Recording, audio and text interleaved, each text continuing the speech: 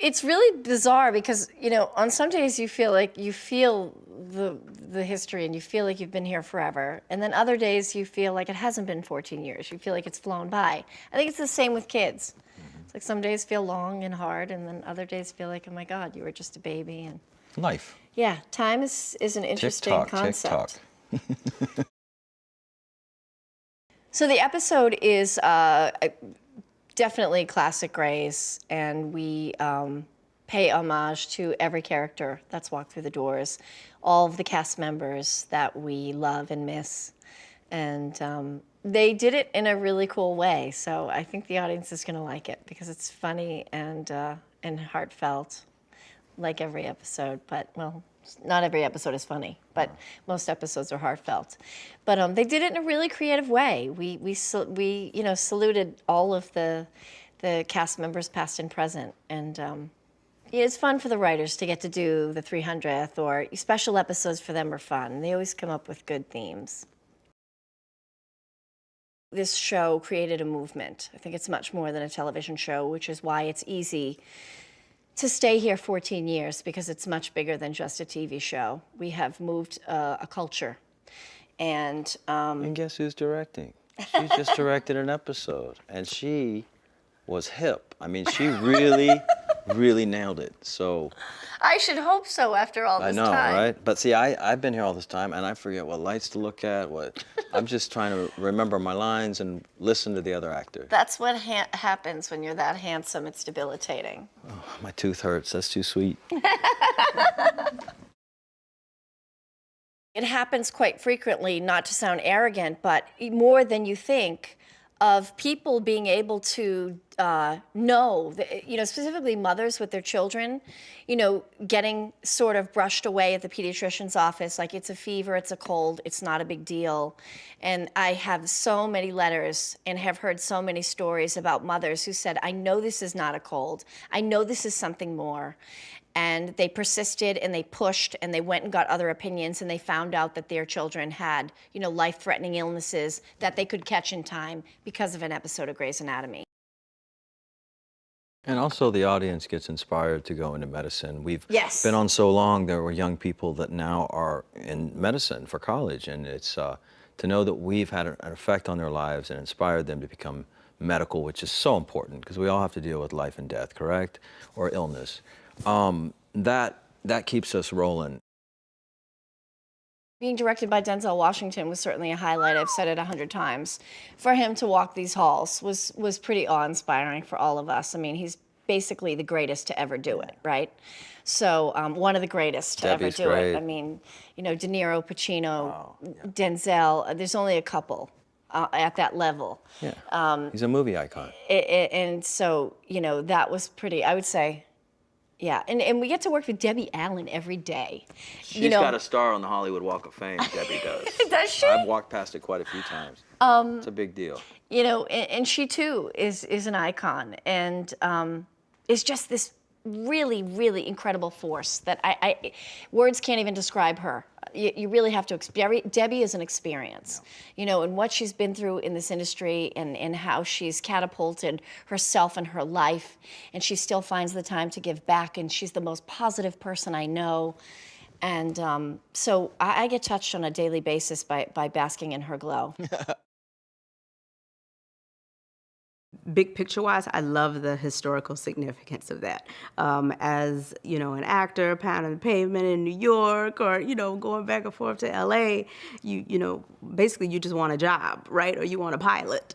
So, or let it go a season or two. 14 seasons is something that you can't even imagine. So each season that goes by, I really enjoy the history that this is setting up, and all of the other actors that watch and say, I think that's the kind of thing that I want to do.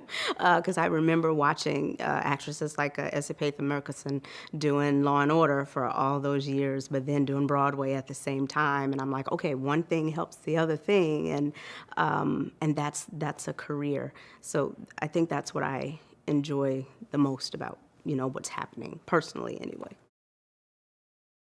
That's really what this 300th episode is about, honoring the show, honoring the history of the show. And as always, we love to honor our fans.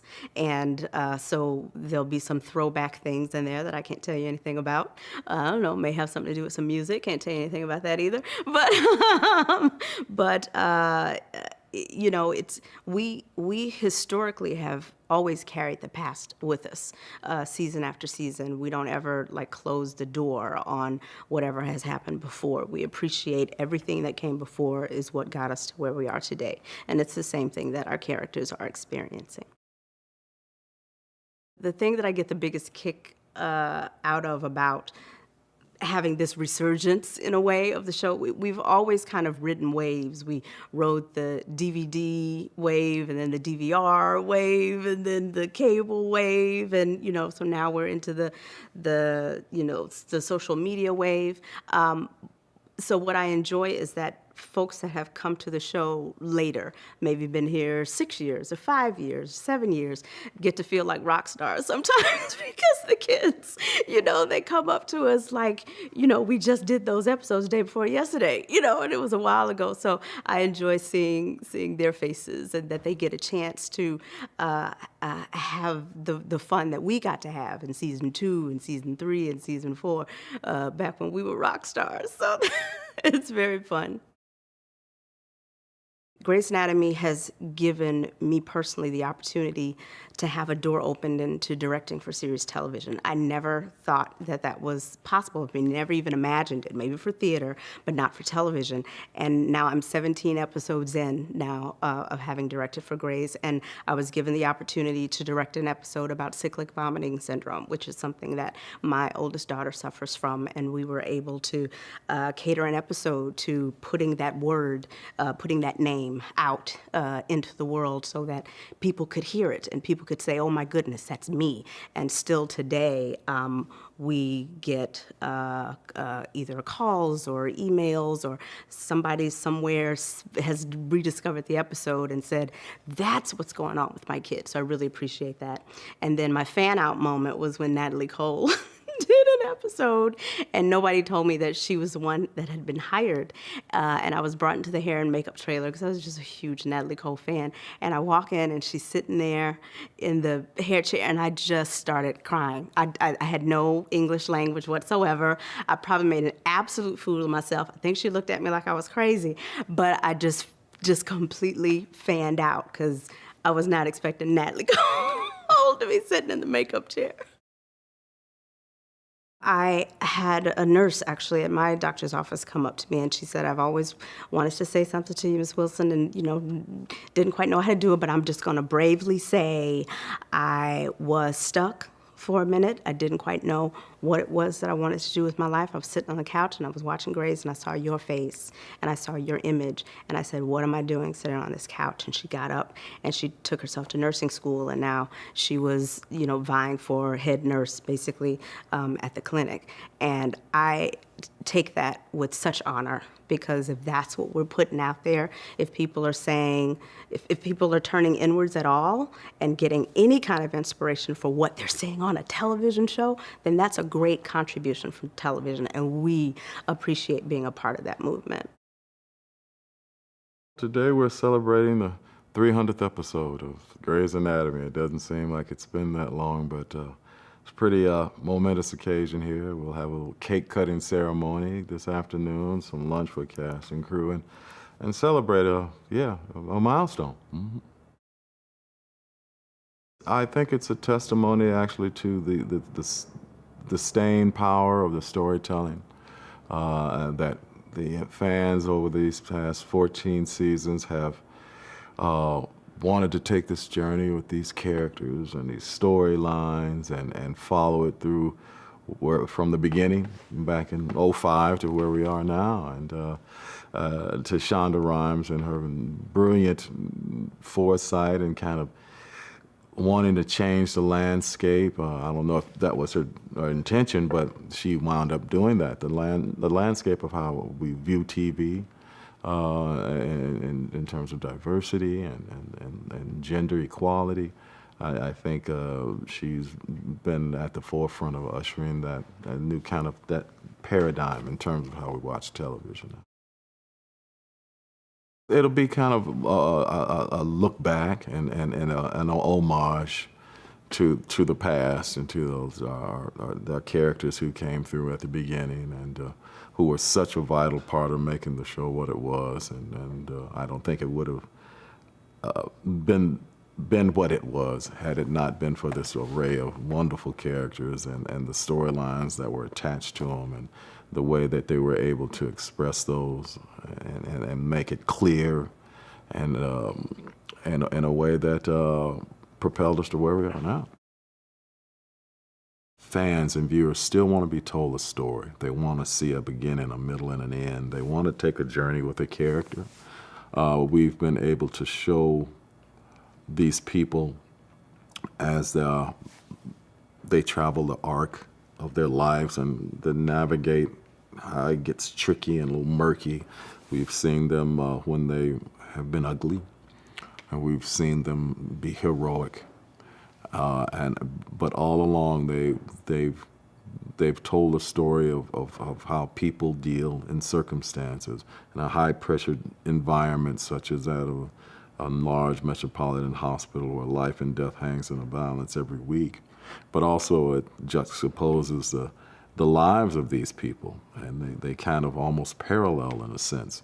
And I think that's been the fascination with these audiences for 14 seasons. They want to see how that plays out. They want to take that journey and see what's on the other side of that. I think that's what's been appealing. And it has been for all great shows in the past that have had longevity, is the fact that audiences really have identified with those stories and those characters, and they want to take that ride with them.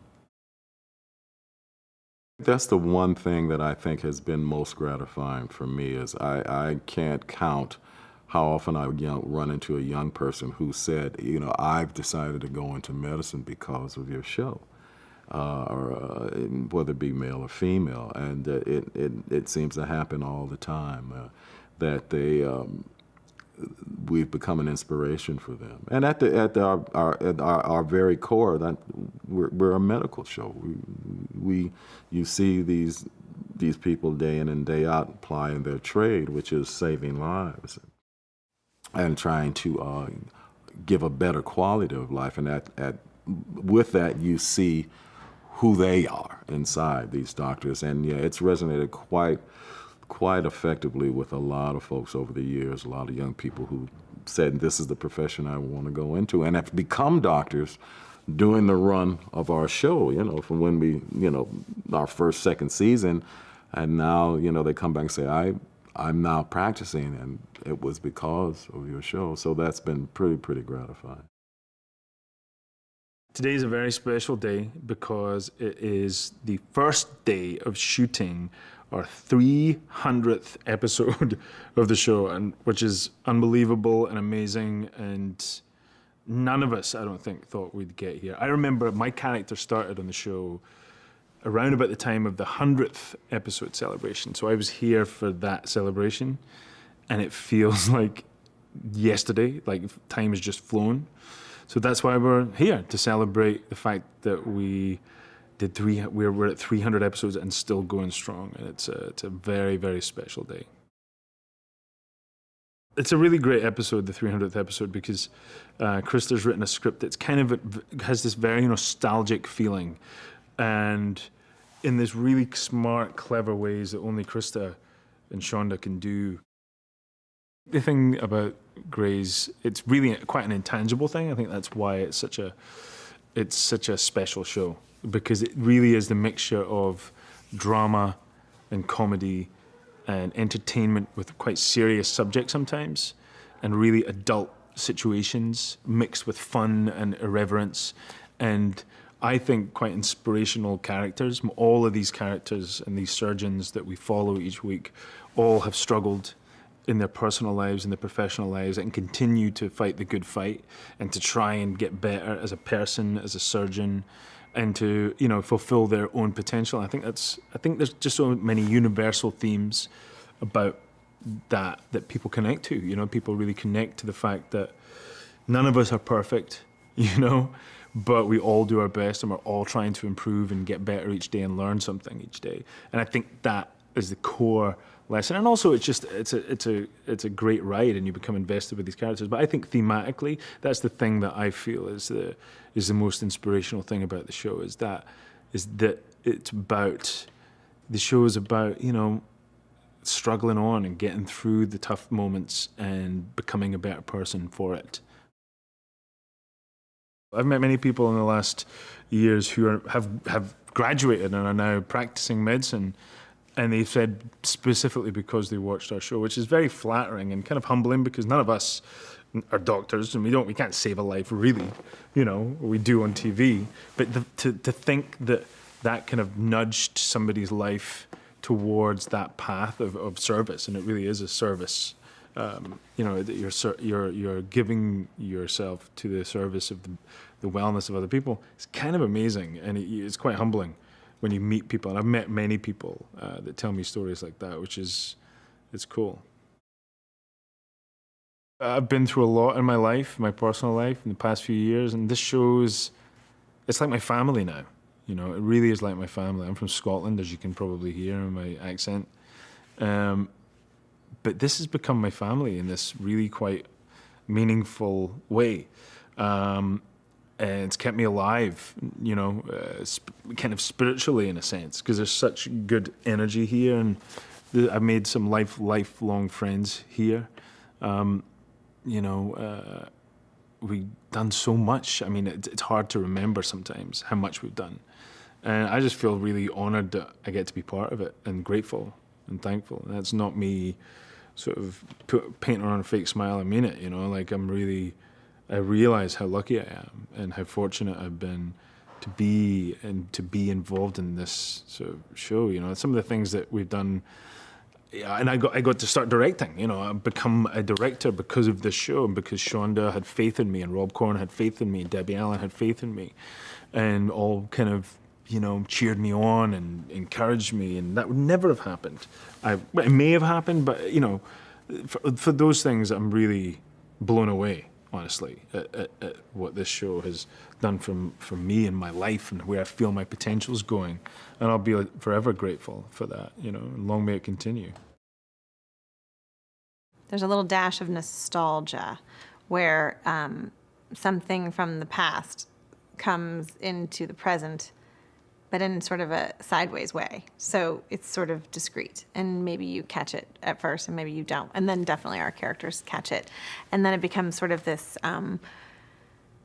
like a nod to where we've been and where we are and where we're going to. And so I think that's, I think it'll be very exciting for people who have been with the show from the very beginning. 9 years ago, when I was cast on the show, I didn't know what my character was going to do or be, or how their history was, or who they were. And it got revealed about after 3 episodes that I was here that Arizona was gay. And I was like, all right, here we go. What's this going to be like? And all of a sudden, I would go into interviews and people were like, do you know that this is the first series regular gay character on network television? That's kind of amazing, but okay, all right. You keep going and you keep going. And then I think every year that passed, I would start to get letters from people who that meant something to. And now all of a sudden, instead of just, you know, sort of trying to like stay in my lane and be as good of an actress as I possibly could, I realized that the storylines and what we were doing and the story we were telling was actually sort of meaning something to people in a personal way. And I think you hope for that as a storyteller, whatever part of storytelling you're a part of, whether you're a director or a writer. But I don't know that you actually ever get to gain access to knowing that it's affected someone. And no, watch, I'll cry. I know that it has. And I could not be more proud of that. I couldn't have expected that. I didn't expect it. I couldn't have hoped for it. But I feel very, again, privileged to be part of a storyline that has meant something to people in a way that has been reported as positive, and part of something that ushers in a kinder and more accepting part of what we've always known as life. You know, that there there's all sorts of people.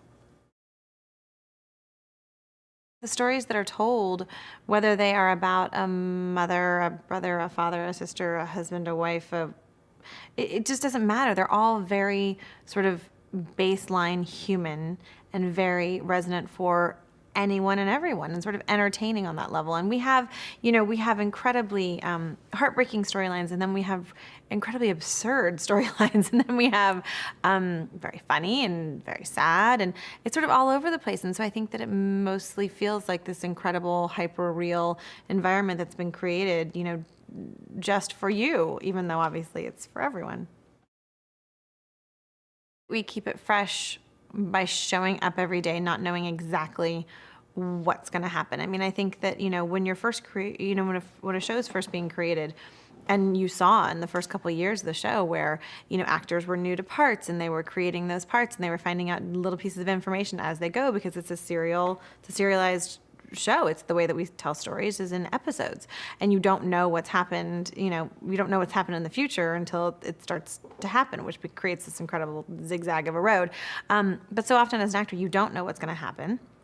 And then you sort of get very comfortable in knowing who you are. And so I've been playing Arizona Robbins for 9 years, and I feel very comfortable in knowing who she is. And so I can show up at work and sort of feel like there's a tremendous gift and privilege to having played something for so long, because you feel like almost anything you do probably is what she would do.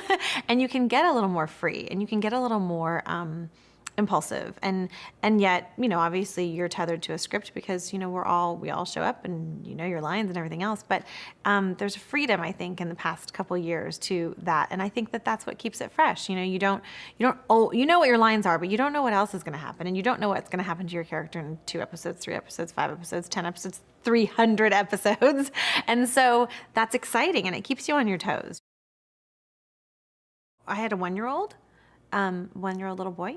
And I was so excited. I'd spent the year at home with him, and I was super excited to get back to work. And also because I knew it was an ensemble, and because I knew I was a guest star, I was very hopeful that it would be the kind of schedule that would allow me to stay completely a mom, but also go out and do this thing that I loved and work and earn and all that good stuff. And then I came here, and then I ended up getting cast as a series regular, and that 1-year-old is now 10. And he has 3 sisters. So that's a lot, right? That's a lot of life. And you don't know where it's going to go, but you just go. And I think that when you have the kind of team that we do, even through all the different iterations of cast and producers and writers and everything else, you're a part of something really good. And so you trust it, even when sometimes you do crazy things. And I feel that I have done crazy things. I mean, it's just such a gift. It completely transformed my life. I've had the opportunity to have 2 children while being on this show with this incredible community, telling stories that I really care about telling, with the queen of television, Shonda Rhimes herself. In terms of life, work, blessing, this is kind of the pinnacle of what one could ever ask for. So pretty grateful. It's pretty amazing that we have continued on for so long. What I think is the most fascinating part of this whole story is learning about the fact that these 13-year-olds who literally weren't alive when our show first came out are just discovering it now on Netflix. And we have this whole new generation of viewership that are obsessed and have become super fans and are super connected to these characters and committed to them. So it's neat to see that our show has kind of stood the test of time, and that it just continues to bring more and more and more people into its viewership. We're telling stories that people can relate to. We're telling stories about what it is to be a sister and a friend. And I mean, this show was really built on the Christina Meredith friendship, and that's a really neat and unique element to this show. everybody has a best friend, you know? We have a lot of people who are single who watch the show, but they all know what it means to be in a committed friendship, right? So we tell the intricacies of what the friendship ebb and flow looks like, but we're also dealing in life and death situations, which gets the heart racing and pumping and makes people excited, and they want to know what's going to happen with the guest stars that come on, and people want to cry, and so we give them all the feels so people keep tuning in so that they can feel all the feelings in a space that's safe. It encompasses the full life experience, and because we represent everybody from every different background, anybody who's watching can find themselves in one of these characters. So they want to keep seeing, like, that's the person that I relate to. How are they dealing with this issue? Maybe I could deal with this issue in this way, or, you know, it's neat. When I was pregnant with my second child, my character was also pregnant with the baby that I lost on the show. So it was a very kind of full and emotional experience, and my baby actually was born early the day after we shot the labor and delivery and death scene, and then she had to be in the NICU for a couple of weeks. And what was unbelievable, I mean, it was scary and a big emotional experience, but I had this incredible experience with another mother in the NICU. I had just played a scene literally 3 days before where in the midst of April's pain, she gets to comfort a woman who just lost her husband. And I had this whole monologue that I give to her about how she's brave and that she can get through this, and that God will walk with her through it. And I found myself in the situation in the NICU where there was another mom, and she had just discovered that her baby had a hole in his heart. And she was just shaking uncontrollably, and I went up to, I'm gonna cry. I went up to her and I wrapped my arms around her, and I literally found the words to speak to her.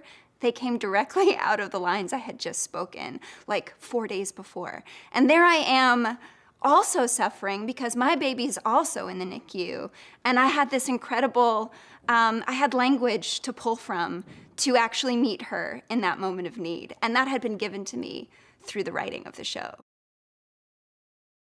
What I think has been the most impactful is that we are now seeing like a surge of women who are stepping into the role of surgeon, who are watching the show and going, that's what I want to do with my life. I want to be a badass surgeon. I want to work my ass off. I want to save lives. And it's because I have a sea of characters to choose from that I want to emulate in some way, or that I see the humanity in, and that I'm inspired by. And that for me is the most exciting part, is seeing women rise up and take the reins in the workforce and recognize their unbelievable potential that has maybe been untapped before the moment that they get to see themselves up on screen doing something like that. So that's a real privilege. It's a privilege. It's an incredible honor to be on the show, to be part of something that has been such a pioneering force in television casting and storytelling and dramedy and writing. So that's something I'm really grateful for, and I've learned a tremendous amount and continue to. So I'm really proud to be part of the team. It's a unique opportunity to be on a show that has so many generations of sincere, committed fans, right? You've got parents who were watching the show who had kids in season 1, and they're now watching the same show with those kids.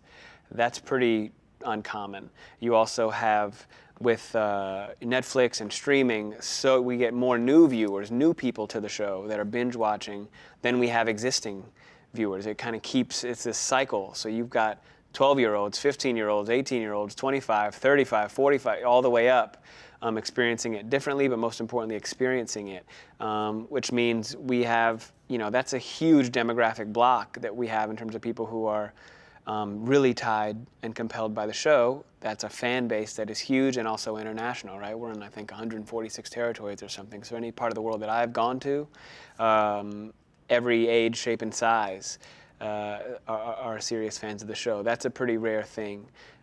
So we're lucky and we learn a lot, and that also means we have a lot of people to serve and listen to, and they're certainly present online. They tell us what they hate and what they love. People pursue attainable goals. You know, people pursue goals in life and get ambitions and seeds planted in their head of what they could possibly do because they see somebody that they can relate to doing it. That could be, you know, in their actual lived experience. It could be on television or in film. And for us to have so many great female leads, so many great, you know, doctors, surgeons, people you know, that have agency in their own lives of color, of different sexual orientations, different physical abilities, all on a huge show, particularly in a climate that has always said none of those things are possible because they're not marketable and the world at large won't have an appetite for them. And Shonda Rhimes has been proving them wrong since day one. So with tremendous success, that means a lot to people, and it means a lot to people's real lives, you know, and people see somebody that looks like them or they can relate to, and command of their own lives and being not defined by their color or orientation or religion, but just being themselves and pursuing their dreams. That makes a big difference. I can certainly relate to that, and I'm proud of that. I'm really proud of Shonda for her ability to see past all that and not have us not create a world where everybody has to demonstrate their difference. They can just be themselves, and the rest, you know, if we're normal and act cool and just normal about it, you can see how we look and you realize we're not the boogeyman. It's not crazy. It's not far-fetched to have a black chief of surgery or a lesbian doctor taking care of a Muslim patients. You know, this is real life, and this is real America, and we need to certainly take that thinking back. One of the things I really like, which we find creative ways to do consistently every season, is to play with expectations and bias when it comes to making characters vulnerable, putting their lives or their children's lives in the hands of somebody they've considered other or the opposition. I think that we've had several examples of story where a caretaker has come in and not wanted a certain doctor to take care of them or had expectations about a way of life that are just outdated. And what often happens, and I think we talked about this earlier, what often happens is through lived experience, it kind of evaporates your prejudice. Because if you thought every black person or lesbian or whatever is a certain way, and your actual lived experience proves that wrong in this experience, then that everything else dissipates. It's clearly not true. All Muslims are not like this. You're looking at two that are different. I'm really proud of, you know, we're still breaking that ground this year. I look forward to us we have a doctor in hijab this season. We have a young Indian resident, things that are, you know, long overdue and need to be on television and are a reflection of reality. So I think the casting choices consistently really make me really proud to be here. Today we have a cake cutting on our set and a big celebration with all of the cast and crew. I feel like we did this for our 200th episode too. So this is my second cake cutting, which feels like a big deal to be part of both. But that's what we're doing today. We're celebrating the amazing unicorn that is Grey's Anatomy in our 300 episodes. I don't expect to ever be part of a show that's hitting 300 episodes ever again. I love calling Grey's a unicorn because I feel like it is so rare that you ever get on a show like this. It's the first show for ABC that actually has reached 300 episodes. So it feels amazing. It feels like a huge accomplishment for the cast, the crew, everyone, and so many people have been here since day one.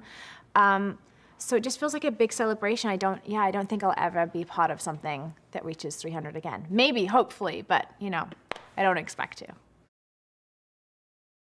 I think one of the best things about the 300th episode is that it's going to evoke a lot of nostalgia. Let's say there's lots of familiar faces. There's a huge trauma that happens at the hospital. So there's lots of drama as per usual, but there's also some great funny moments. I think for the fans, there's also little Easter eggs that they can find in the episode too. So it's going to be really fun. And like I said, I think there's going to be a little bit of nostalgia there for everyone watching. I think the best thing about Grey's Anatomy is that we're constantly evolving. As a cast, we love to keep things fresh. And I think that our storylines are always relevant for what's going on in the moment. And I think that people can relate, to just very basic life experiences like heartbreak and loss. And those are things that we deal with on a day-to-day basis here on set. And so I think that no matter what age, you also can relate to that. And also for us, we have this brand new set of fans that are watching the show, and they would have been, like 5 years old when it came out, and now they're all caught up, and they're our new generation of fans, and they're so passionate. So it's great because I feel like we have such a huge age range of fans for the show, and I think that's what's unusual about Grey's. One of the most amazing things about being on the show actually is that we get approached by a lot of young girls who say, and women who say that they were inspired to become doctors and nurses from the show. So that's something that feels amazing to be part of, that maybe your storyline or your character, inspired something else. And then for me especially, I'm playing a character that has gone through domestic violence. And so having people reach out to me on Twitter and say that they can relate to the storyline and the character, and that it's sort of helping them cathartically with their own experience and past, like that's something that you don't necessarily expect as an actress. And it's an honor to receive those messages and to meet those people. We are celebrating the 300th episode of this incredible show. Yeah. It's crazy. I mean, I think the meaning of it keeps changing as the impact of the show keeps evolving and changing. It's been such a packed time in our culture this last, 13, 14-year period. And our show has kind of been witness to the ups and downs and radical changes. And so, yeah, being a part of that witness has been profound. One of the strengths of the show is that we have really, really dynamic, multifaceted characters. And we emphasize the common humanness of all people in the show. And there's kind of like very diverse characters and priorities and jobs and walks of life. But at the core, we're all, these flawed humans who are struggling to find love and acceptance and connection. And so I think that the major themes, of course, touch everybody, regardless of country or age. And yeah, it's really nice that at this point we've been on for long enough that you have kind of the first generation of viewers watching with their like nieces and nephews and kids. It's wild. It's so much of our lives now. I mean, the percentage of our adult lives that have been spent in the halls of Seattle Grace / Grey Sloan Memorial, it increases every year. And so it's hard to tease out, moments of your life not having to do with the show and moments of your life having to do with the show, because the show really has become, for so many of us, a huge part of our lives. I mean, our social network and our professional world. I mean, we're kind of like the doctors at, Grey Sloan Memorial. Like, we hang out here a lot. I've heard that the number of female surgeons has skyrocketed since Grey's Anatomy began. And I think we get to pat ourselves on the back a little bit for that little factoid. What it means to me to be on Grey's, a show with such a storied television history, it comes at me in waves from time to time. Sometimes I don't realize. Sometimes you see it in the eyes of a guest star who's like completely awed seeing the walls of the hospital, because they've been watching the show forever, and you're like, oh yeah. this show's been on and people have been with us for such a long time. And sometimes it's in the eyes of my castmates, you know, who have been holding it down for 14 seasons and doing the work of telling the stories to bring people back. And then, you know, sometimes it's in the really great storylines that I get that I'm like, oh my God, this is why I'm so grateful for this job. This is the kind of, this is how I want to reach people. This is how I want to teach people. This is how I want to use my skills and my talent and my art to do the good work. And so yeah, that's what it means. It means a lot of things. It's like an homage to the whole show. It calls on the themes and the imagery of all 14 seasons of the show. There's references to the characters who are still on the show, to their pasts in a way that's really touching. There's a lot to this show. I think the show has all of the right stuff to keep the audience coming back. It's funny. For one thing, you know, and it's funny in the context of situations that feel close to people's real lives and they can really, really relate to. The characters are so rich and well drawn, and they reflect a range of human experiences that our audience can relate to. And even if they can't relate to, it's portrayed in a way that they can understand where these characters are coming from. And I think that people like to have their empathy triggered, and people like to learn, and people like the music on the show, and people, you know, there's some good-looking people. It's got all the right stuff. So we've somehow Shonda managed to cook up this thing with all of the right ingredients, and we're trying to keep it going. I just think it speaks volumes about the power of art, you know, and how it really can be used as a tool to teach and heal and nurture people. And if what we're doing is nurturing people into service professions, then, you know, I'm sure it's not the only thing that's pushing them along in that direction, but if we're the thing that tips them over the edge and creates a scientist who's going to find a cure for something, or a doctor who finds a new solution, then it's like, that's why we do this. You know, that's what we have a really, really great time, but we're aware of the impact that we have, and it's a thrill. I feel very proud of that and very humbled by the actual doctors and not just the pretend doctors who do the work out there. Maybe because it's still relatively fresh, but I absolutely loved working with LaTonya Richardson Jackson in the Maggie's Mom storyline. She was so much fun to be around, so funny, so like just the best storyteller, has seen it all, and is so loving. And that really came through as Maggie's mom, you know, just a great, big-hearted, kind, hilarious, warm woman. I loved those moments. We are celebrating 300 episodes of Grey's Anatomy, a little bit of TV history, because that don't happen. I mean, you know, if you are lucky enough to win the lottery and land on a series, you wish, pray, hope for like 100 episodes is the equivalent of winning the lottery.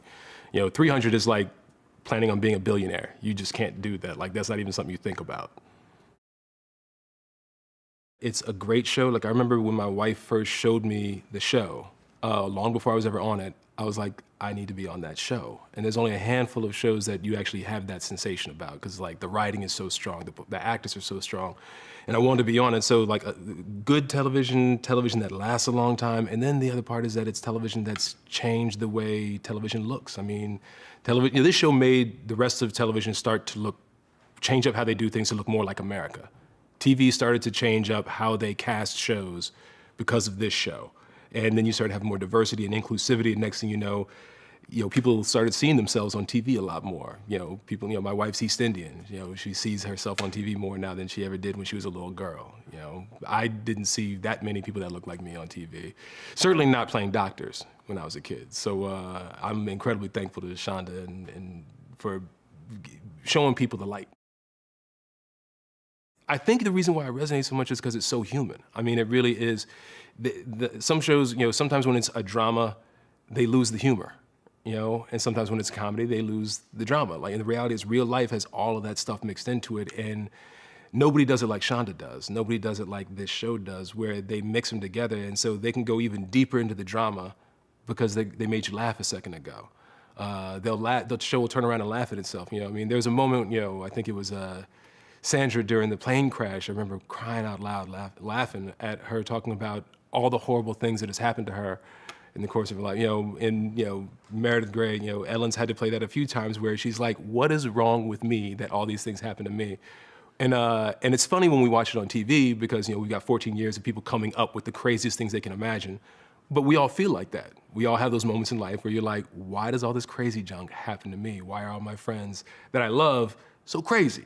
I think those things resonate. The relationships between people, both the friendships and the loving relationships, I think people see either the ones they have in their life or the ones they wish they had in their life. We've had tremendous number of people come to us. I've had people tell me that they went to nursing school because of the show. They went to become a doctor because of the show. I've had people tell me that they were doctors and they started watching the show, fell in love with it. And I was like, I know you're going to tell us some of the things that we might do wrong. They said, I love it. They said, I love it. They said, because we're not capturing the facts of, surgeries take like 5 hours and it's a 44-minute program with commercials out, so it's like, they know that they're capturing, what the doctor told me that time was, they said, you capture how it feels to be a doctor when you save a life or when you lose somebody, how hard that hits you. And that meant something to me. So those kind of conversations, when you get people who go into the field because of what this show did or are in the field and it resonates with them, that's a cool thing. None of my kids were born when this show started, and they're older now, and I got a teenager, and I got some, younger kids. And when this show is possibly the first thing besides a tweener movie that I did that they liked when they were 4. This is the first time that I was cool. That a TV show I was doing actually meant something because so many of their friends watch it and that sort of thing. And so they try and play it off like, that's my dad, but their friends are like, your dad's on Grey's Anatomy? And they're like, yeah, and I see the look in their eyes where they're like, there's a little moment of pride, but then they got to play it off because, dad's not cool, so they can't really go into it. But that was a cool moment where, like, when I saw my kids getting a little bit of street cred because their dad was on Grey's Anatomy, that felt all right. I feel like I can't really take any credit at all. I'm the newcomer, this is my 3rd season, full season, and so I get to I'm really excited to be included in this 300 milestone that, we still have a lot of original actors from the pilot, as you know, and so it's really moving to see their journey and to sort of have witnessed their journey even just in my short stay here. Arriving to this point and going back and seeing the old episodes and how far they've come, not just the actors, but the writers, the producers, and Shonda. So it was a very emotional table read that we had this week reading the episode because it made everyone very aware of the time that's passed and how much has been accomplished by everybody since. For the people who've been watching from the beginning, I can relate to from shows that I've watched as well that when there's really good writing and very strong attention to character development, you really get attached to these characters and what happens to them and whether they live or die, and they're invested. These fans are invested, and so it's very hard to look away from sort of the unfolding of these people's lives who they've spent so much time with. I feel like these people, when you've been watching them for 13 years in a row. Another reason I think, we have a very strong, independent female cast of badass women, and I think that's really encouraging to young women today who are watching this show to see so many independent, really successful women who are saving lives, and I think that's inspiring. I get, messages and texts and Instagram messages of young people saying, this show made me want to become a doctor. I'm in med school. I'm pursuing because of something you said, or because of something one of the other characters said or did, or episode that was, made me want to do this specialty. And it's so amazing that someone who's not a doctor at all can inspire someone to do that. And so, very cool. Last year, I got to be directed by Denzel Washington, which is easily a career milestone for me. It was incredible. I never thought that Grey's Anatomy was the job that was going to get me to work with Denzel Washington. You know what I mean? As he's so centered around film and cinema, not television. So that was really cool. And I got to, Jason George and I got to go into an open heart surgery my first year to observe surgeons, and I learned a lot. It was an amazing experience. I got to witness something that very few people get to unless you're a surgeon. So that was, I felt really privileged to have that access to really witness that and to have an even deeper respect for these surgeons and what they do. My first surgery was a disaster, and Linda Klein, our medical producer, she was just yelling at me and, oh, you're holding this wrong, you're doing that wrong. And so, in the moment I was like freaking out, but later it just became a story we would laugh about. But yeah, my first surgery, it was cool to just actually be in the OR with the other doctors, and it was a very real moment. I was like, oh my God, I'm really here, I'm really doing this, you know what I mean? And yeah, we work with, it's a dramatic show, but we have so many funny people on this show. We laugh so much in between takes, and and we really relish in the comedy stuff when we can be funny and make people laugh, because there's so many funny souls around here. So I love those moments we get to play and have fun. It's kind of amazing to me, because I really thought we were going to do maybe 13 episodes and then never see it again. And we were so passionate about it, and we loved it so much. No, we really, really did. And I remember actually right before the show aired, we were still editing. And nobody really had seen it. We'd gotten virtually no feedback. We'd just finally sort of gotten, I think, an air date. Yeah. And I remember sitting and editing. It was probably like 2 in the morning. It was the two of us sitting there. And we looked at each other and sort of said, what do you think's going to happen? And you said, I really like the show. And I said, well, I really like the show. And if nobody watches it, I can put VHS tapes in the back of my car and give them out to people. Yeah. We debuted the show when we had VHS tapes, and there was no social media. There was no social media, no internet. We got fan mail through the mail. Like actual mail. Like on paper with writing. It Stamps. Was stamps. Yeah. So I think it's amazing, first of all, because such a long amount of time has gone by. And I have to say personally, I can clock years by what season of Grey's Anatomy it was. Major events in my life, the people who love me are kind of offended because well, that was the year of the shooter. And that was the season that Meredith and Derek sort of got married. And that Post-it note year, It sort of is, I think, been representative of a gigantic portion of both of our adult lives. It's true, and yet I woke up this morning and thought, 300? Like, it feels like yesterday. It really does. Yeah. It feels a little bit like old Grey's, in that it's fun and it's funny and it's refreshing, and yet it still has that heart that Grey's has. Don't you think? Yeah, and I think it's actually, it's a weird thing to say, but it's an amazing representative episode of Grey's Anatomy. It's Grey's Anatomy at its best in a lot of different ways. And that's the thing which I think I'm super proud of it as a 300th episode, because I think it embraces all these different aspects of what Grey's is, both past, present, and also future. Yeah, sometimes you wonder, can we be fresh and new at 300 episodes? And I think what's great is that we keep discovering, we can. What I think is really moving is so many different people from so many different walks of life and cultures all respond universally to the themes and the emotions and the characters and the situations in the show. And it's great to see, in a way, how much we all have in common. And I think that's one of the largest things I'm really grateful for, is that somehow or another, this is a show that has managed to touch so many people in so many different walks of life. And it gives everybody this sort of common point of communication, which is really a privilege and really fun to watch. It's magical to me that something that started inside my head that I feel is very personal to me most of the time resonates with the woman who told me that she watches it in India with her grandmother and her daughter. That's amazing. And here, we hear fathers say they watch it with their daughters because that's the way they bond. We hear women go to medical school because they wanted to be like Meredith and Christina. Those things feel profound to me, and I find that bigger than us.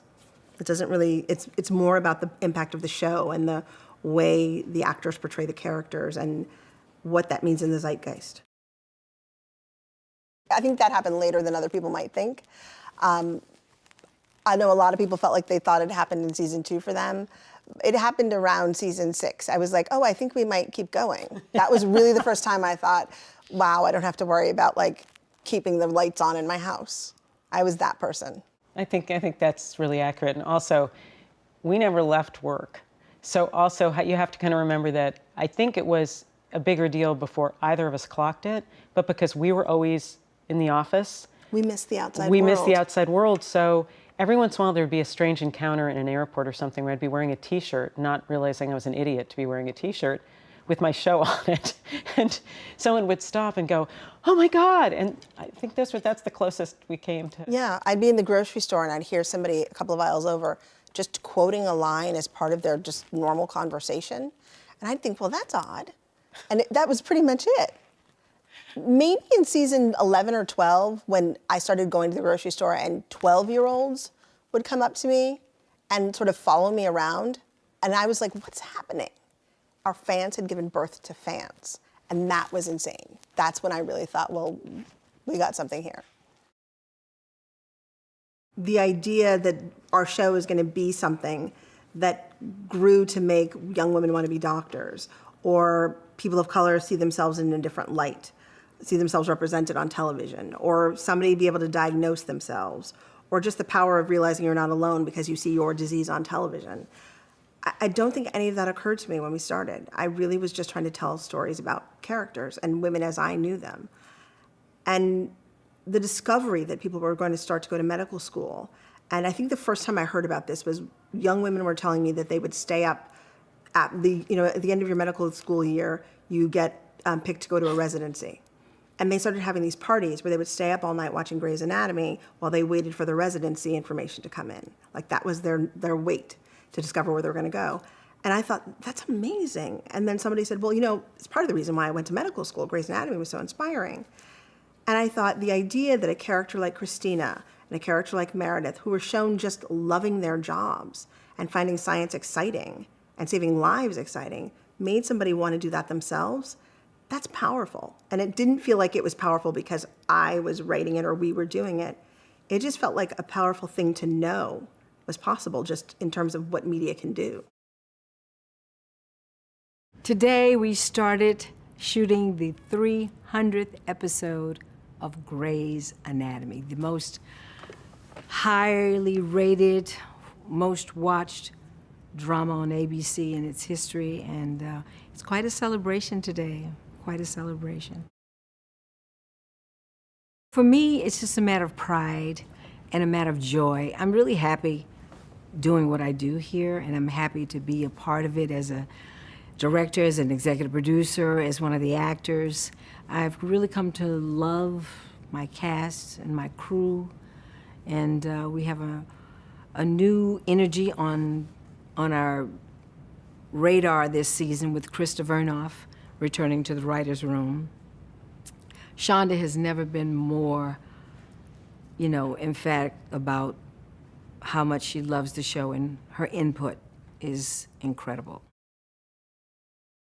Let me say this without being a spoiler, that we have something that Krista calls little Easter egg. It's a little Easter egg hunt for our fans.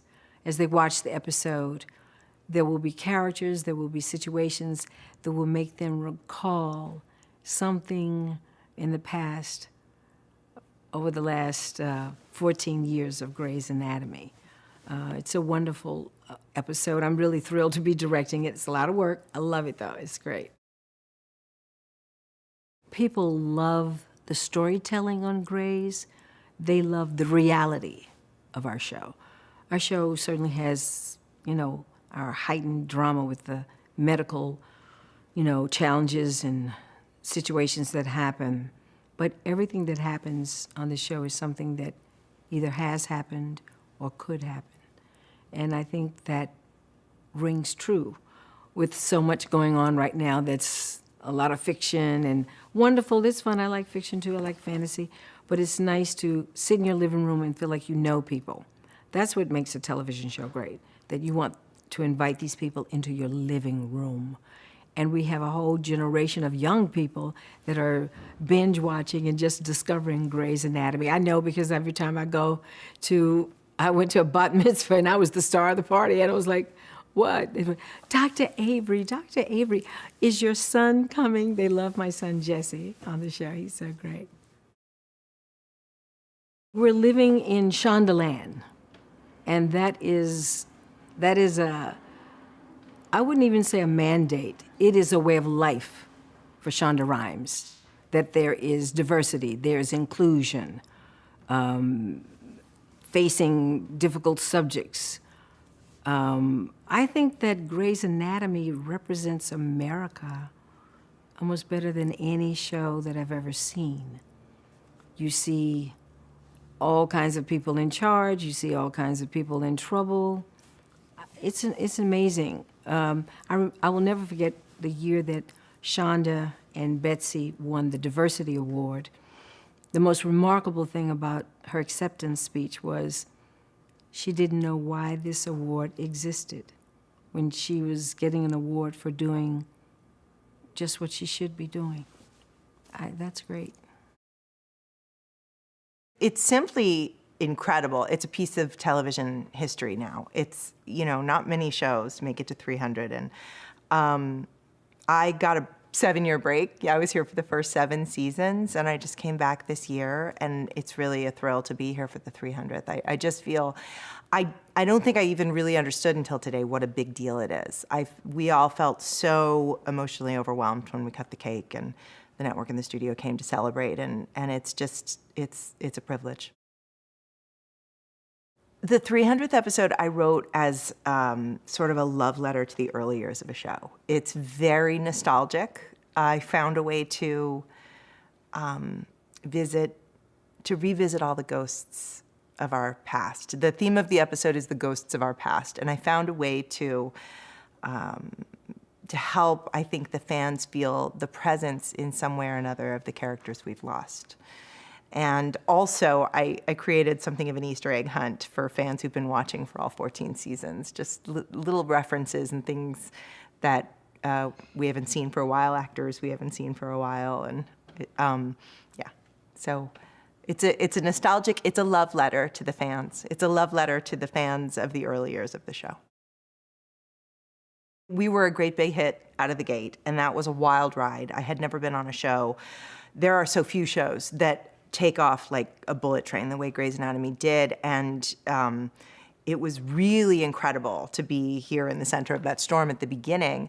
And now there's a new storm, because when the show hit Netflix, a whole new generation of fans started watching, and my boyfriend has a son who's 12, and he's watching the show, and all of his friends are watching the show. And it's just incredible that people who were not yet born when we started making this are new fans of the early seasons and binge watching 14 years. And I don't know if I'll ever be a part of something that's bigger than this.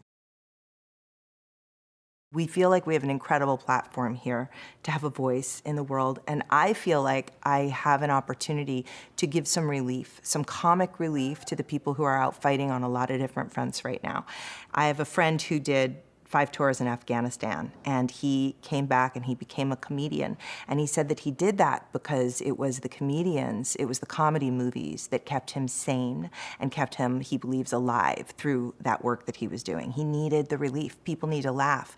And things have become, it feels pretty dark in the world, in politics and in the news. And I came into this season with a desire to bring to bring back the light and the joy and the fun and the funny of the early years that had faded a little bit in recent years since McDreamy died and there was a lot of grieving. I wanted to come back and bring the joy and the fun back, the funny back, because I think people need to laugh. They need to laugh so that they can get up every morning and keep doing the things they need to do to affect the world in a positive way. So that's what keeps me going. It's my activism, to give people a chance to laugh. I wrote an episode about the death of my father called 6 Days, Parts 1 and 2. And I got thousands of emails from fans thanking me for putting my story and my dad's story on the show, and giving voice to these feelings that are indescribable when you lose a parent. And that was really meaningful for me.